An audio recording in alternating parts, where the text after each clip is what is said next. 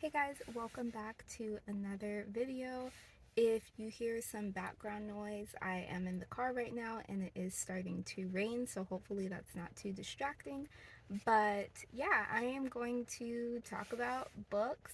I will be sharing the books that I finished reading or started reading in January. I also wanted to say that I recently downloaded this app. It's called Storygraph, I believe, and it is so cool. You basically just put in like the books that you're currently reading or books that you've read, and it gives you a lot of statistics. Like it shows you what kind of mood reflects the books that you've been reading. You can set your reading goal there, and you can also like kind of give them an idea of what like books and stuff you like, and they'll recommend books for you. So I'm just having so much fun on there. I've been really busy. I've been really busy working and being in school and just trying to maintain that work-life balance. So I have not been reading as much. I only read 3 books in January and I only finished 2 of those books. But nevertheless, I think I mentioned in my 2024 reading goals that I am just focusing on reading books that I really enjoy. Um, I'm also kind of just like experimenting and trying like different genres too, but I guess the point is that I'm not going to focus so much on like, oh, how many books can I finish? I do have a reading goal of like how many books I would like to read, but I'm just not gonna be like stressed out that I'm not reading as much within a month as maybe I did like last year, because that's life. But let me get into the books that I read in January. So this first one, here we go. It's called A Wife After God's Own Heart by Elizabeth George. So I started reading it. I haven't finished it. I'm not too far in the book, as you can see, but it's really good. I think that this book is very practical. I'm not married, but I just think that it really kind of it gives you a lot of scriptures to look at. But when I say practical, it's like it's not just ideas. It's really talking about what does it mean to be a wife after God's own heart? What are some things that you need to like work on as a wife? So it talks about like communication. Right now, the chapter that I'm reading is actually about managing your money, and it's just really, really filled with practical application to improve your marriage. So it's interesting reading this as a single person. I feel like it just gives me a lot of insight into um, what marriage is like and what are some common things that you would like struggle with in a marriage. I haven't finished reading it, so I don't know how much I can say, but one thing that I appreciated is that the book itself tells you that it may not address like complex situations in a marriage. Obviously, everyone's marriage is different, even though there are these common things, and some might be really complex and difficult. It may not touch on that, but it does give you the advice to, maybe talk to some godly men and women in your life. Maybe find, a book that addresses that like specific concern, a Christian book.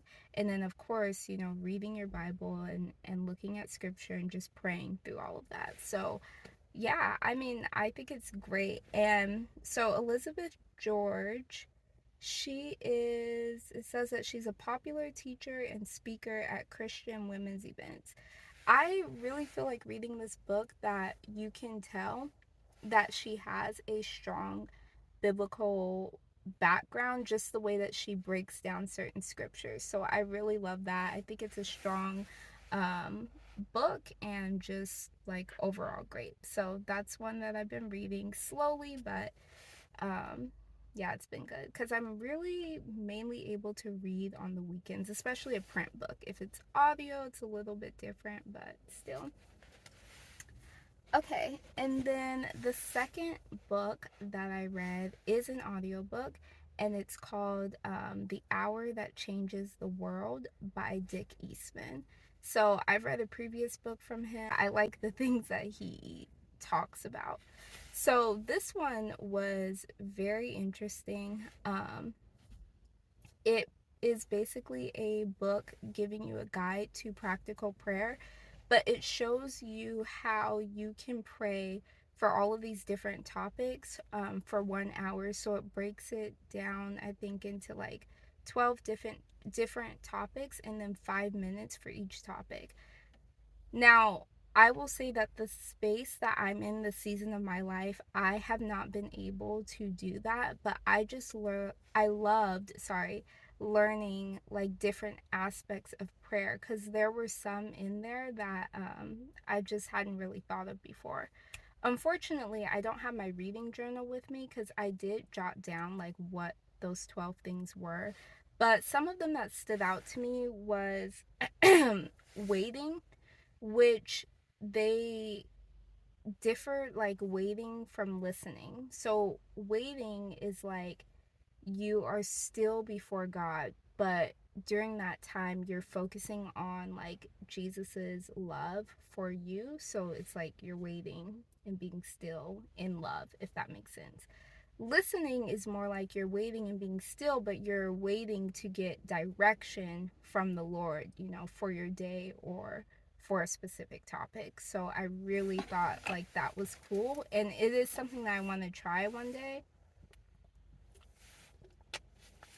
But yeah, I just haven't gotten that far in it. But yeah, it was really good. So it gives when it breaks that down, it gives like stories of different like Christians, um like people in ministry, missionaries, and all that. It gives like stories related to that. And then, of course, it talks about different, you know, scriptures that correlate with those prayer points. So, yeah, I thought it was just really good. I gave it a 4 stars. It may not be like the season for me to completely implement it, but I think the points were amazing. And it definitely made me like think more about prayer and how my prayers can be more, I don't really know what the word is, but because broad is not the word, but it made me think about how my prayers can be um more like evenly dispersed, I guess, where I am spending time like praising God for who He is. I'm also listening to God.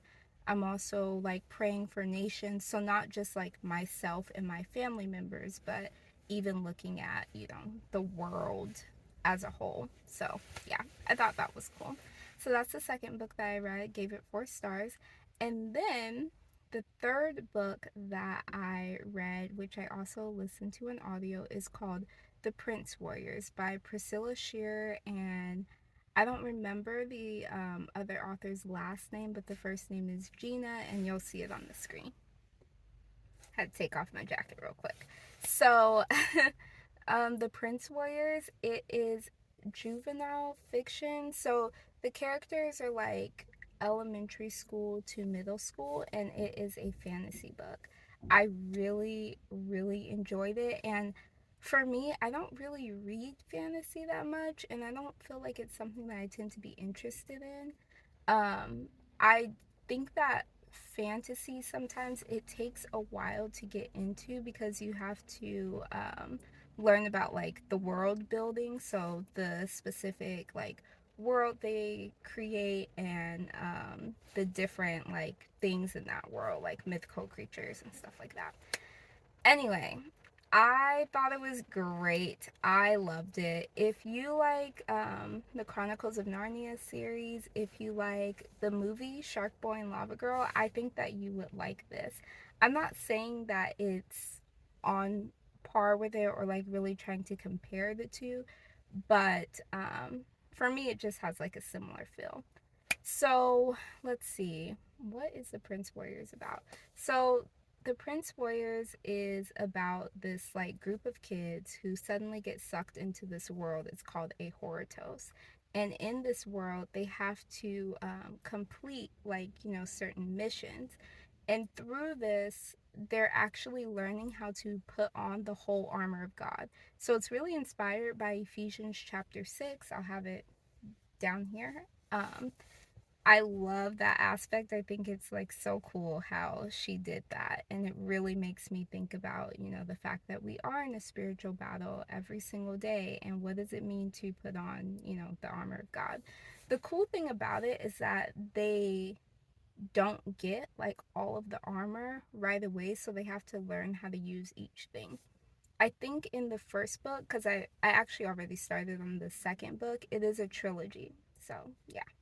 I think in the first book they have like the breastplate of righteousness, they get like the shoes of peace, and do they have something else?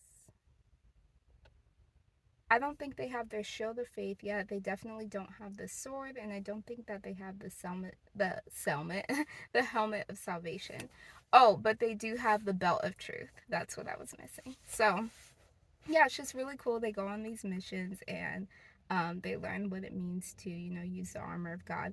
And one thing that I love about this book, and also you can kind of see it in the Chronicles of Narnia series, I love how they're using fantasy to help the children deal with their real lives. So, um, back at, home, for instance, outside of a Horotos, some of the things that they deal with is like bullying, which it's not like a detailed, description per se of bullying, but they talk about those things. So like bullying and not feeling included, struggles between siblings. So these are all things that they're facing, and through these battles in a Horotos, they actually learn how to then fight the right way on Earth, if that makes sense. So yeah, it's really cool. I thought her world building was great. I am really curious. So two of the like mythical creatures in this book, and I'm not gonna like spoil it, are these imps, which they're kind of like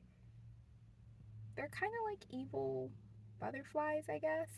And then there's also forgers, and they're like all kind of like metal. And I'm like, I've never heard of these specific creatures before, but again, I don't read like a lot of fantasy. So if you read a lot of fantasy, I would just like to hear, like, are those like mythical creatures, or whatever the right term for it is, like, are those creatures that you see in other fantasy books? Because again, I just don't read a lot of fantasy. But anyway, overall, I thought it was really cool. It made me reflect on, like I said, what it means to put on the armor of God every day, and the importance of just being aware that we are in a spiritual battle. So, those are the three books that I read. Pretty short and simple. And yeah, that's it. So let me know what books you guys read, and I'll talk to you in another video.